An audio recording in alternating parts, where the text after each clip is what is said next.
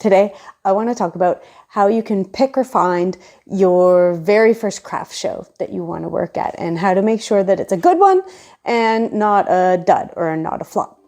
Hi, I'm Amy, a potter with over a decade of experience making and selling pottery. But enough about me. I'm here to help you grow your crafty business and teach you a little bit about making pottery too. So let's get started. I want to talk about how you can choose your first craft show. Like, what are the things that you need to look for? This is a bonus tip starting right out the bat.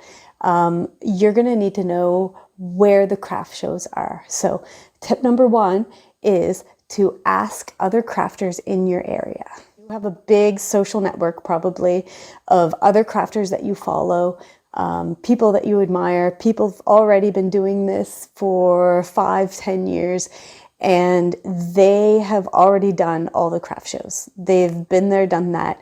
They know which ones they like for them. They know which ones didn't work for them and why.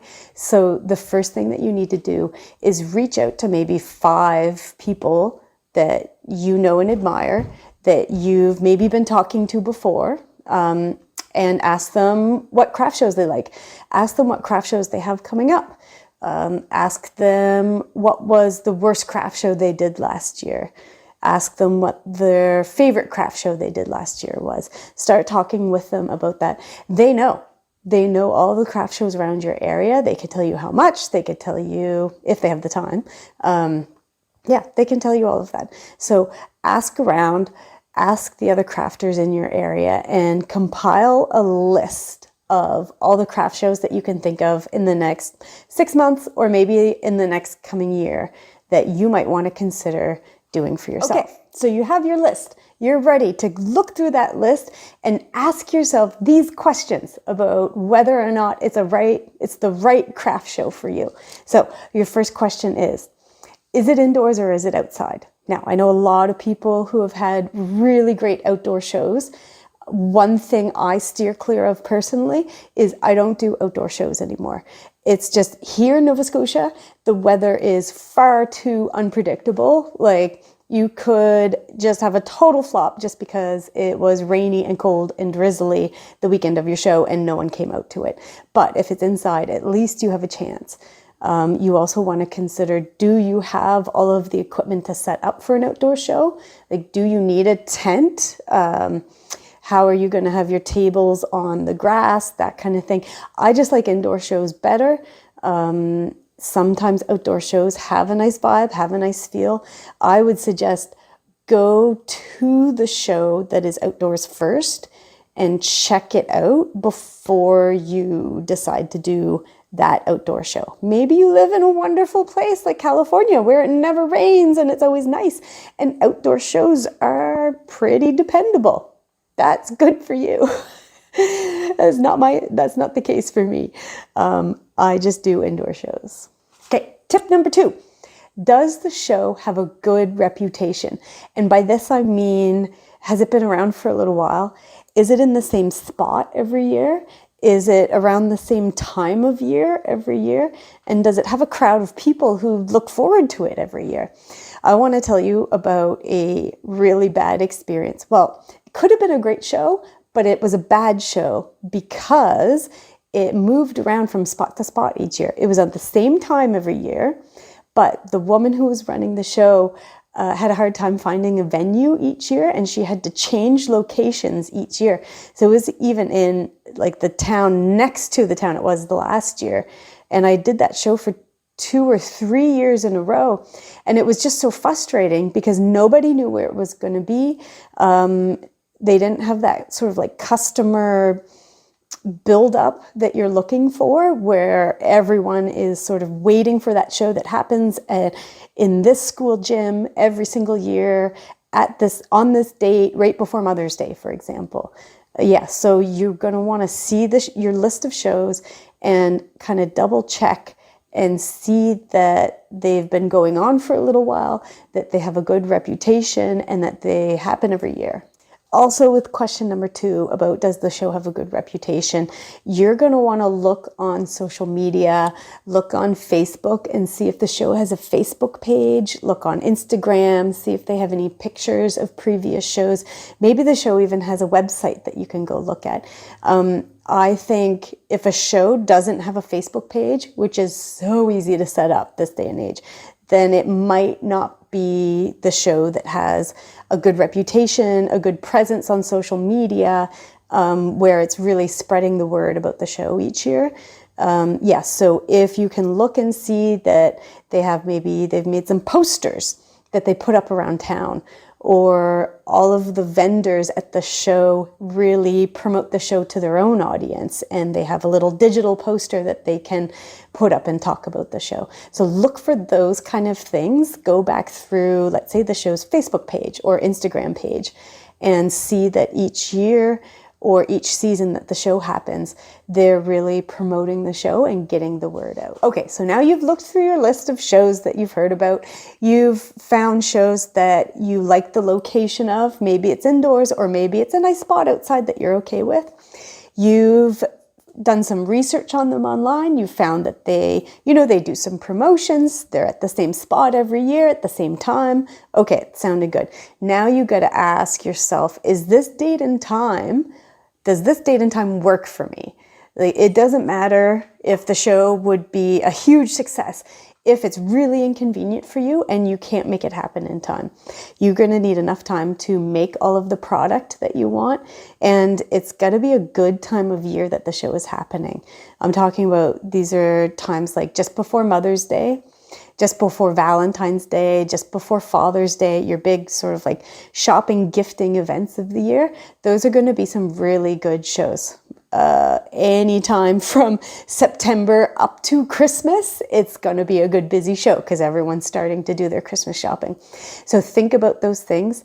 The least successful times of the year I've found are probably January because everyone's all shopped out. I don't think there's really any shows happening in January anyways. Maybe in the middle of the summer, everyone's got vacation brain and they're gone, they're off, and they're not thinking about buying Christmas presents in the middle of summer. Unless they have a wedding, that could be a good one. But anyways, yeah, think about, does the time of year, does the date of the show work for you? Oh, also for number 3, you're going to want to look at the length of the show. Is it a one-day show? Is it an evening show that you can do? You can get off of work and go right to the show, set up, and it's easy for you. Or is it a 3-day show that you're going to have to set up the night before? So there you're talking 4 days. Maybe you're going to have to take 2 days off of work. So think about that as well and what you can make work and what's impossible for you to do. Okay, question number 4 is pretty simple. Is the price worth it for you? For what the show offers, what they're charging? Is it a price you're willing to pay versus what you think you can make at that show? If this is your first show and you're not quite sure what you're going to make, you're kind of testing the waters out, maybe you don't want to pay $500 for a 3-day show for your first show. Side note, that's what I did. There's also other shows that are just $20 or $25 for the show. But you got to ask yourself, are they doing the things like advertising? Are they providing the crowds that are going to come in that you need to actually have a good, successful first show, which is what you want really to give you that encouragement to keep on doing it. So look at the price point. Is it something you're willing to pay? Do you think you'll be able to make that back in sales and then make a profit on top of that? Just consider that. Oh, a little side note for that one. I found my sweet spot is right in between $100 and around like the $250 mark. I can bring my customers will actually come out and visit me now. Now, this is not my first craft show, but I've found that price point, maybe around $200, they're doing enough advertisement in the show and they provide enough in the venue. Like maybe they're giving you electricity and security at night if it's a 2-day show, that kind of thing. I have never had a very successful $25 a table show. Just putting that out there. From my experience, here in this area in Nova Scotia, those are really cheap sort of flea market kind of shows. And I've never really done well selling pottery at a show like that. So that's my personal experience. Okay. Question number 5, and I've got a good story at the end of this one, is what other vendors are at the show or what other sellers are going to be there. So you're going to look for, if the show is typically 15 jewelry makers and 1 print person on the side. Like, you want a good balanced show that has a good mix of really high quality crafters. A really good thing to look for is if the show is juried. Now, what does juried mean? Juried means that there's either one person or a committee of a bunch of different people that are going to look at each crafter applying for the show, and they're going to pick and select a certain number of potters. They're going to pick a certain number of jewelers, and they're all going to have different styles, and then they're going to pick a painter, and they're going to pick 2 woodworkers, so that you're going to end up with this like really great mix, and it's not so overly saturated with just one type of craft. So that's something to look for. If it's a juried show, they're a little bit harder to get into, but you're typically going to have a much better selection of crafters there. And it's going to be easier for you to sell at that type of show. Yes, and along with this is I have had bad experiences with vendor shows. Now, what that is as a fine art crafter, going in to a vendor show, vendors are the type of people who are almost like reselling other products, like Epicure is one.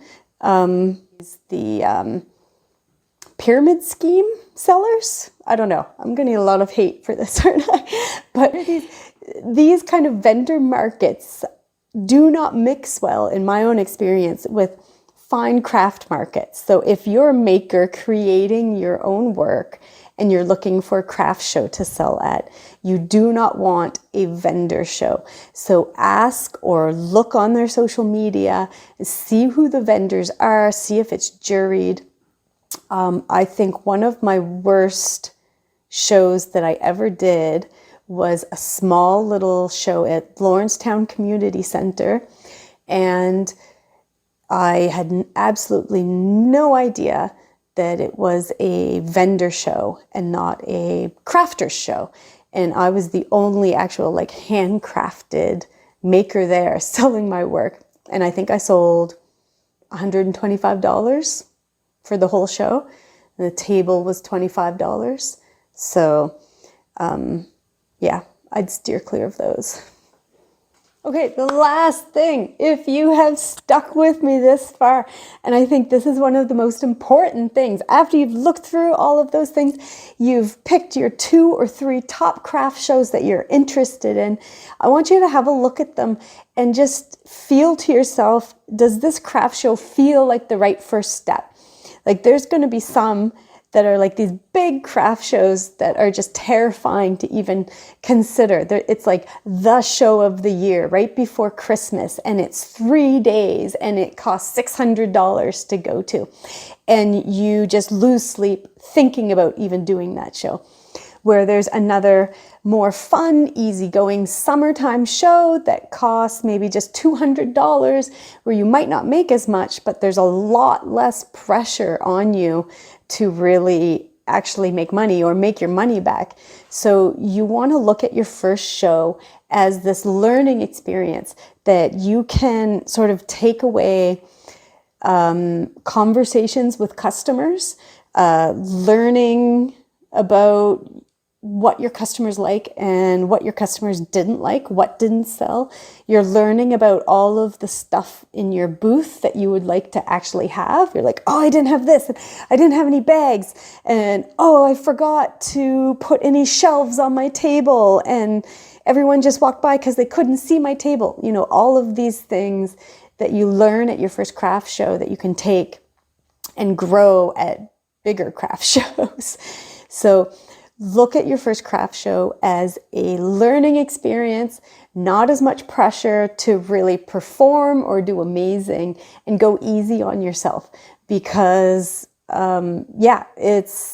it's just it's like a big learning curve. I have a video about my first craft show. If you want to click that next, I'll put the link in the description below. And I kind of talk about how I kind of got lucky at my first craft show and I didn't even know what I was doing. I actually knew absolutely nothing when I started. So it's kind of a fun story. I'm here to help. You got this, you can do this, and everyone is cheering for you. Hi, I'm Amy, a potter with over a decade of experience making and selling pottery. But enough about me. I'm here to help you grow your crafty business and teach you a little bit about making pottery too.